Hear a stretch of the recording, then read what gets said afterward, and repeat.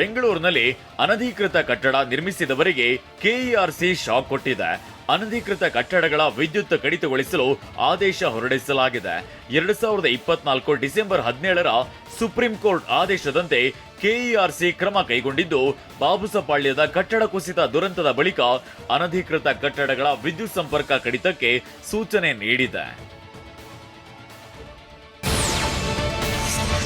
Covid ಸಂದರ್ಭದಲ್ಲಿ ನಡೆದಿರೋ ಭ್ರಷ್ಟಾಚಾರದ ಬಗ್ಗೆ ಸಿಎಂಗೆ 1808 ಪುಟಗಳ 2ನೇ ಮಧ್ಯಂತರ ವರದಿ ಸಲ್ಲಿಸಲಾಗಿದೆ. ನಿನ್ನೆ ಸಿಎಂ ಭೇಟಿಯಾದ ನಿವೃತ್ತ ನ್ಯಾಯಮೂರ್ತಿ ಜಾನ್ ಮೈಕಲ್ ಡಿ ಕುನ್ಹಾ ಅವರು ವರದಿಯನ್ನ ಸಲ್ಲಿಸಿದ್ರು. ಬಿಬಿಎಂಪಿಯ ಬೊಮ್ಮನಹಳ್ಳಿ ವಲಯ, ದಕ್ಷಿಣ ವಲಯ, ಪಶ್ಚಿಮ ವಲಯ, ಯಲಹಂಕ ವಲಯಗಳ ಹಗರಣಗಳಿಗೆ ಸಂಬಂಧಪಟ್ಟ ವಿವರಗಳು ಪ್ರತ್ಯೇಕ ಸಂಪುಟಗಳಲ್ಲಿವೆ.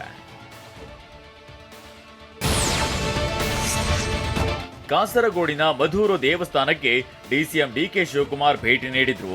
ದೇವಸ್ಥಾನದ ಬ್ರಹ್ಮ ಕಲಶೋತ್ಸವದ ಹಿನ್ನೆಲೆ ಪತ್ನಿ ಜೊತೆ ಡಿಸಿಎಂ ಭೇಟಿ ನೀಡಿದ್ರು. ದೇವಸ್ಥಾನ ಪ್ರವೇಶ ವೇಳೆ ಉಡುಪಿ ಪೇಜಾವರ ಮಠದ ಶ್ರೀ ಕಾಲಿಗೆ ಡಿಕೆ ನಮಸ್ಕರಿಸಿದ್ರು. ಬಳಿಕ ದೇವರ ದರ್ಶನ ಪಡೆದು ವಿಶೇಷ ಪೂಜೆ ಸಲ್ಲಿಸಿದ್ರು.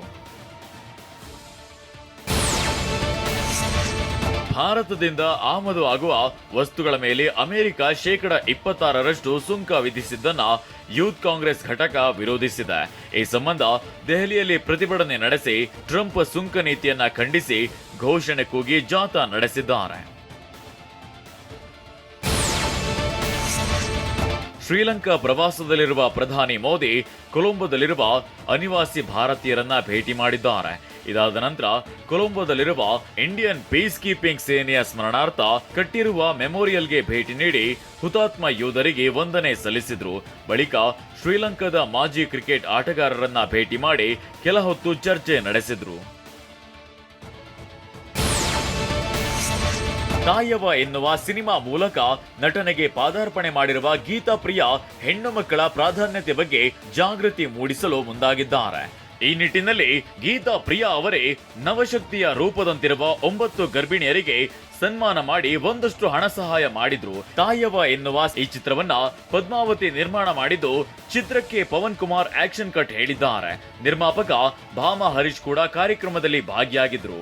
ತಾಯವ್ವ ಸಿನಿಮಾ ಒಂದು ಹೆಣ್ಣಿನ ಬಗ್ಗೆ ಚಾಲೆಂಜಸ್ ಆಗಲಿ ಅಥವಾ ಅವರು ಪಡ್ತಾ ಇರೋ ಒಂದು ಬವಣೆಗಳಾಗಲಿ ಅಥವಾ ಅವರ ಯಾವ ರೀತಿ ಲೈಫ್ನ ಅವರು ಓವರ್ಕಮ್ ಮಾಡಬೇಕು, ಹರ್ಡಲ್ಸ್, ಅದ್ರ ಬಗ್ಗೆ ಇದೆ. ಇದು ಒಂದು ಗರ್ಲ್ ಚೈಲ್ಡ್ನ ಎಷ್ಟು ಇಂಪಾರ್ಟೆಂಟು, ಅದನ್ನು ಯಾವ ರೀತಿ ಬೆಳೆಸಬೇಕು, ಯಾವ ರೀತಿ ಪ್ರೀತಿ ಕೊಡಬೇಕು ಅನ್ನೋದನ್ನೆಲ್ಲ ತೋರಿಸಿದ್ವಿ ಇದರಲ್ಲಿ. ಈ ವಿಮೆನ್ಸ್ನ ಕರ್ಕೊಂಡು ಬಂದು ಇವರೆಲ್ಲ ಗರ್ಲ್ ಚೈಲ್ಡ್ ಸಪೋರ್ಟ್ ಮಾಡ್ತಿರೋದ್ರಿಂದ ಅವ್ರಿಗೆ ಆನರ್ ಮಾಡಿ ಒಂದು ಅವೇರ್ನೆಸ್ ಕ್ರಿಯೇಟ್ ಮಾಡ್ತಾ ಇದ್ದೀವಿ.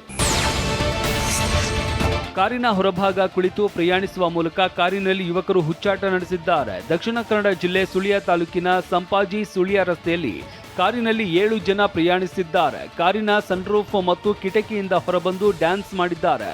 ಸಹ ವಾಹನ ಸವಾರರು ವಿಡಿಯೋ ಮಾಡಿದ್ದು ಕ್ರಮಕ್ಕೆ ಆಗ್ರಹಿಸಿದ್ದಾರೆ.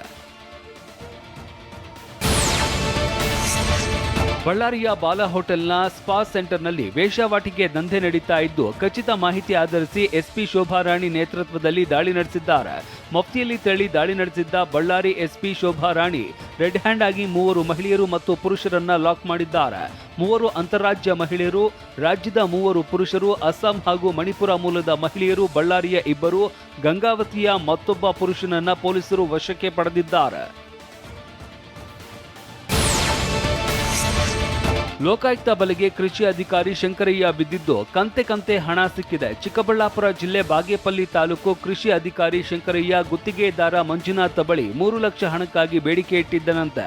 ಅಧಿಕಾರಿ ಬ್ಯಾಗ್ನಲ್ಲಿ ಕಂತೆ ಹಣ ಪತ್ತೆಯಾಗಿದ್ದು, ಹಣ ಎಣಿಸೋದಕ್ಕೆ ಅಧಿಕಾರಿಗಳು ಮಿಷನ್ ತರಿಸಿಕೊಂಡಿರುವುದು ಬಯಲಾಗಿದೆ. ಮೈಸೂರಿನ ಕ್ಯಾತಮಾರನಹಳ್ಳಿಯಲ್ಲಿ ಅರೇಬಿಕ್ ಶಾಲೆ ಮತ್ತೆ ತೆರೆಯುವುದಕ್ಕೆ ಅನುಮತಿ ಅಧಿಕಾರಿ ಆದೇಶಿಸಿದ್ದಾರೆ. ಹೀಗಾಗಿ ಈ ಪ್ರಕರಣ ಮತ್ತೊಂದು ಧರ್ಮ ದಂಗಲ್ಗೆ ಕಾರಣವಾಗುವ ಸಾಧ್ಯತೆ ಇದೆ. ಡಿಸಿ ಆದೇಶವನ್ನ ವಿರೋಧಿಸಿ ಸಭೆ ನಡೆಸುವುದಕ್ಕೆ ಹಿಂದೂಪರ ಸಂಘಟನೆ ಕಾರ್ಯಕರ್ತರು ಮುಂದಾಗಿದ್ದಾರೆ. ಇವತ್ತು ಬೆಳಗ್ಗೆ 11 ಗಂಟೆಗೆ ಸಭೆ ನಡೆಯಲಿದ್ದು, ಮುಂದಿನ ನಡೆ ಕುತೂಹಲ ಮೂಡಿಸಿದೆ. ಬೆಳಗಾವಿಯ ಬಿಮ್ಸ್ ಆಸ್ಪತ್ರೆಯಲ್ಲಿ ವಿದ್ಯುತ್ ಕೈಕೊಟ್ಟಿದ್ದು, ನಿನ್ನೆ 20 ನಿಮಿಷಗಳ ಕಾಲ ಬಿಮ್ಸ್ ಆಸ್ಪತ್ರೆಯ ಐಸಿಯುವಿನಲ್ಲಿ ಕಗ್ಗತ್ತಲು ಆವರಿಸಿತ್ತು.